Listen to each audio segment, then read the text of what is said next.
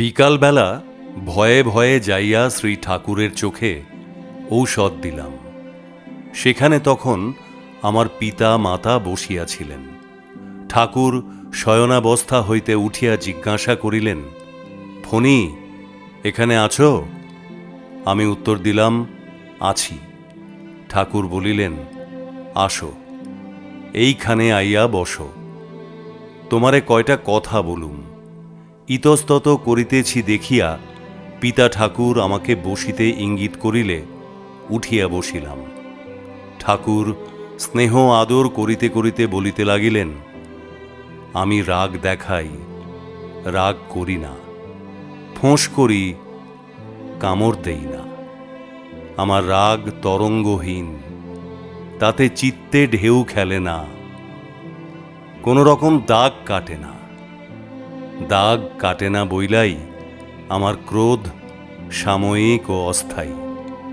ক্রোধ আমারে পায় না, প্রয়োজন বোধে আমি ক্রোধেরে পাইয়া থাকি। স্বভাবের অভাব হয় না। আমি তোমারে ক্রোধ দেখাইছি, এখন আর স্মরণেও নাই। গরম জল ফুরাইয়া গেছে, সরলভাবে আমারে জানাইলেই হইত। তা না কইরা তুমি দ্বৈত বুদ্ধির আশ্রয় নিলা কেন? সরলতার আশ্রয়ে থাকা নিরাপদ। শিশুর সরলতাই একমাত্র আশ্রয়। সেইখানে মন বুদ্ধির ক্রিয়া নাই। সেই জন্য শিশুদের মধ্যে ভগবান বিরাজ করেন। শিশুর মতো সরল হইতে পারলে ভগবানরে পাওয়া যায়। আমি বাঞ্ছা করি তুমি শিশুর মতো সরল হও।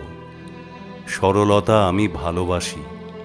শুধু সরলতা দিয়াই আমারে পাওয়া যায়, সাধ্য সাধনে মিলে না। তোমার শোধনের প্রয়োজন হইয়া পড়ছিল।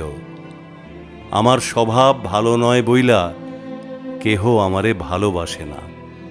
তোমারে না দেখলে আমারে দেখবে কে? জামু কই?